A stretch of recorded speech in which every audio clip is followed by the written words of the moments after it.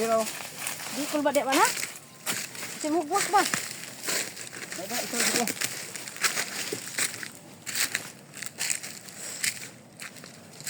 Nakakainit.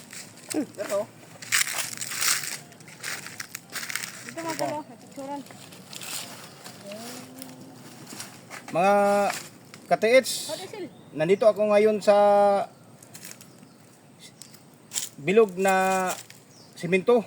Ito ang reservoir na ginagawa ng mga Japanese before sa 1934 hanggang 38 natapos kasama ang lolo ko, ama sa papa ko. Sa Bisaya pa lolo. Kasama sila sa pagtrabaho dito.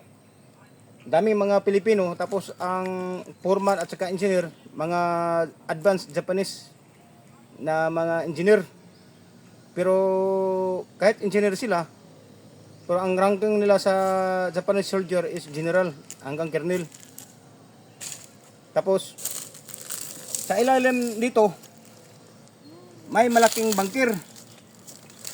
Dito sa south, may pinaputok nila na malaking bomba sa ilalim para mabardawon yung portal ng tunnel. Tapos itong bilog na simento, ito ang pinapreserve nila na mga na reservoir para pagdating ng 1940 may nakapreserve na nila na tubig para inom nila sa mga Japanese soldier sa bayan. At dami dito na mamatay. Pinapatay ng mga sundalong Pilipino, mga guerrilla.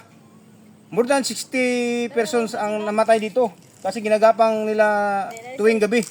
Yung mga sundalo na hapon, may mga matanda, 30 hanggang 14 years old.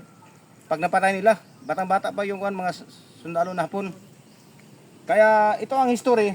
Bakit may ibang magbasa akin na sabi nila, bakit alam ko? Kasi nagsalita ang lolo ko. Siya may alam dito dati. Taas ang history sa lolo ko. Kaya ni-review ko yung mga salita sa lolo ko. Malaking history yan kasi bunker to. Malalaking bunker ito na lugar. Kaya chat kayo sa akin para pag-usapan natin mga ka-TH. At may sign pa dito na isang ulo, talikuran ang muka. Oh, okay, puntahan mo doon.